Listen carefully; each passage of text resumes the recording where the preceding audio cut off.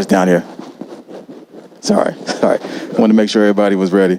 Obviously, I know you're a guy that looks into all the details before addressing anything. So when you looked at the Sarver findings and when you went over it, what immediately struck you, and then what made you go, you know what, I got to say something? It was unfortunate.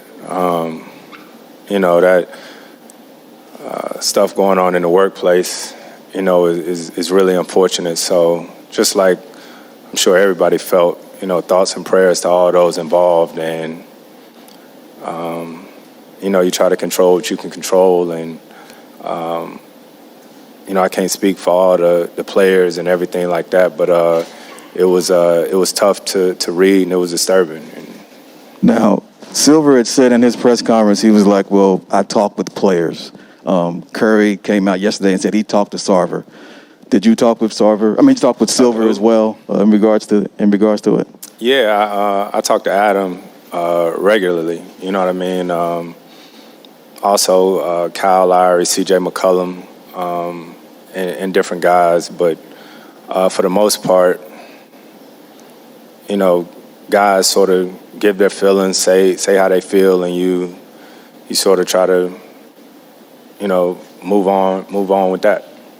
Now, when you were with the Clippers, I know you guys did a demonstration, and there was talk of, possibly, not playing in the playoffs. Has that even come up? Had that come up at all as a group with you guys before Sarver decided to sell the team? It's funny. It was a totally different time, sort of a situation. And when I say that, I mean obviously the situations are somewhat similar in the change of ownership and all of this, but we were in the middle of a playoff series. I was a lot younger at the time. This was over the course of the summer when guys are with their families and things like that. So, it's a different situation, and I think tonight will be the first time that our team actually gets a chance to all be together, before we start tomorrow.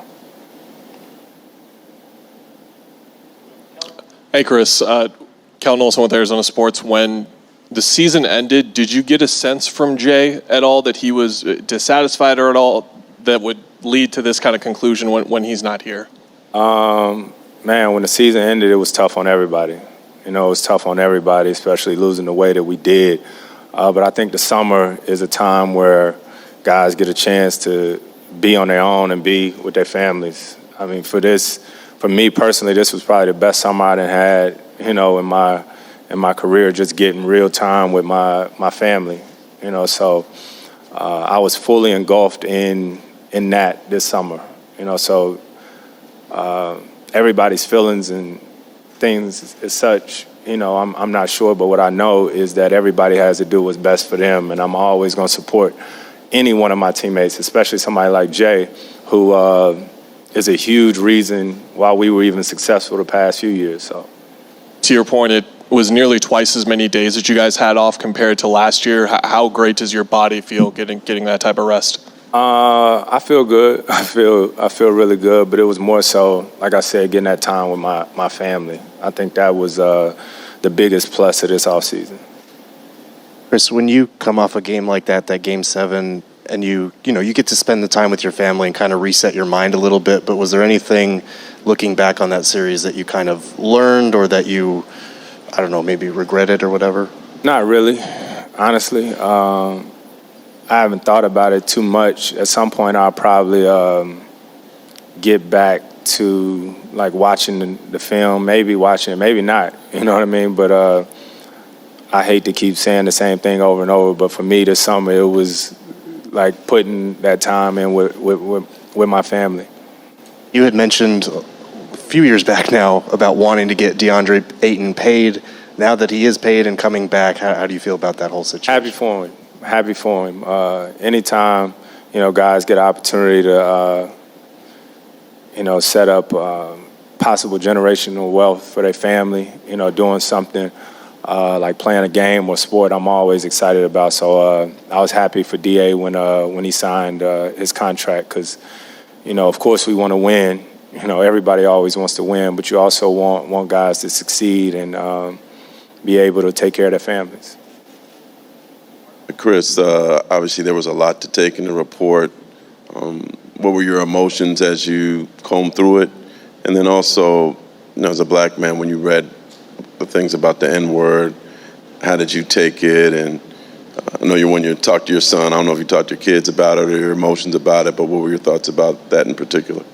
Man, that's a good question, Mark. I don't know if I talked to Chris about it. He sort of knows what's going on, you know what I mean? But it was tough just like anybody, reading all the different things as far as the N-word. But it was more so also the things that people have to endure in the workplace, so reading all of it, it was tough, probably just like anybody else. So, how does that word affect you personally? And I think you're in this middle range where you're the older part of the older generation who hates it, and then the younger generation who is endeared it. I think it's tough and it's different. It's always going to be like a topic of conversation. You know what I mean? Are people saying it is this or is that? And that's not for me to judge how you listen or take things in. But for me, I read it. I read all of it, the full report, and like I said, I was bothered by it. But now we got to move on. Kent Summers, Arizona Republic. In moving on, what qualities do you think the new owner should have? What would you like to see?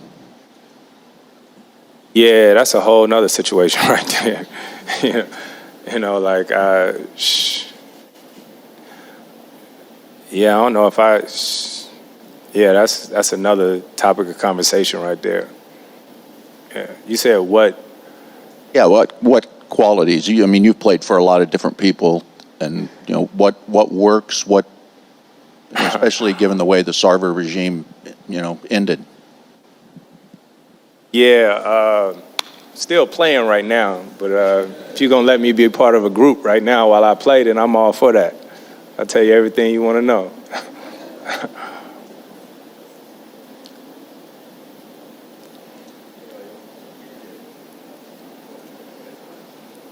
Hey, Chris, Dane Scott from Arizona Republic.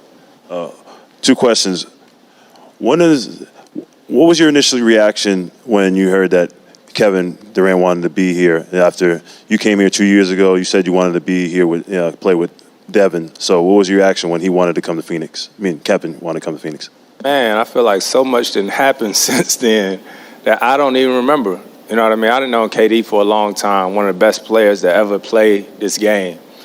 So anytime, you hear something like that, obviously you're like, well, damn, But, everything happens for a reason. This was said, that was said or whatnot, so we just never know. So. And my second question is, you've been traded, multiple times, so to destinations maybe you wanted to be or maybe you didn't want it to be. So what's it like in the psyche of a player once he gets traded? And you get traded? Yeah. I don't know. I don't think it's a woe is me situation because I'm sure there's, I'm sure I know that there's guys who've been traded more times than I have and been in tougher situations, but perspective for me, I think is just like my family is being away from them. Obviously that's a choice that we make, but playing away from my wife and my kids for the past few years has probably been the toughest part. But yeah, it's a lot of guys who, get moved during the season, and then they go to a particular city and their family stays back. So you play in this league long enough, you're gonna see what a lot of different things feel like. Hey, Chris, Mark McLuhan, 3TV, CBS 5. There seems to be so much pressure on the players right now from the Sarver thing to move it on from how last year ended. As a leader of this team, how do you keep that pressure from swallowing this team up? It's tough. It's tough. I think initially when everything happened, my biggest concern was to my teammates, right? Because you're in a locker room where it ranges from 19 to 37, right? And everybody wants to put a microphone in their face and ask them how they feel about things that they can't control. So my first instinct went to somewhat a protective, because I was worried about, my guys and how people want to take a soundbite, right, when they give one answer. So I think that was the thing that concerned me the most, obviously, because I've been through a similar situation and just been in the league a little bit longer. So just want them to be ready for camp tomorrow and, like I said, control what they can control. Chris, Lena Washington, 12 News. As one of the more front-facing members, I think, of this league and in sports at large, what was it like for you to navigate the last 10 months with the Sarver cloud hanging over your head? Did you feel pressure to speak out? Were players coming to you asking what's going on? What was that experience like? No, it was no pressure. You know, for us, luckily for us, basketball is our happy place. You know, that's the one place that we absolutely get a chance to be, and there's no phones, there's no TVs, there's no nothing, right? Like you ought to see when we have our pickup games, it's like the freest moment, you know, because you get a chance to hoop. You know, that's what everybody's here for at the end of the day, is that we get a chance to play the game of basketball. But we're humans too. You know, we're people just like everybody else, and we need somebody to talk to. We need some type of peace, and we need, not for our phones to be going off all the time. So it's cool to get in the locker room with guys and get on the court and just be. What does this moment feel like for you? Does it feel like just another year? Do you have any other feelings leading into this season now that it's here? Yeah, my kids was out of school today, so my wife brought them in town to see me yesterday, surprised me, and they fly out this evening. So that's everything for me is about them. They 13 and 10 now, and so any and everything that I do is going to be about them. Chris, Paul Richardson with the Sports Cave. So going into this year, you're a seasoned veteran at this point. How have you prepared yourself differently, physically and mentally, as you continue to become, a veteran and keep yourself mentally and physically ready for the season? Yeah, just sort of put my head down and did the work. Just worked all summer long. Tried to, it's balance. I think that's what we all trying to find. Work balance, life balance, family balance, and it's probably one of the coolest summers because little Chris got to work out with me a lot this summer. So just, try to make sure that I can be the best player for our team coming into the season. So that was my biggest focus. Yeah, Chris, obviously the number 6 with Bill Russell's jersey being retired, just what does it mean to have that on the jersey? Man, Bill Russell was one of a kind, one of a kind. It was seamless for the union and the league to decide to put that number on everybody's jersey because not only what he meant to the league, but what he just meant to people. He, the greatest winner to ever play in the league, the activist that he was, and somebody that the league is going to miss. Yep, appreciate it.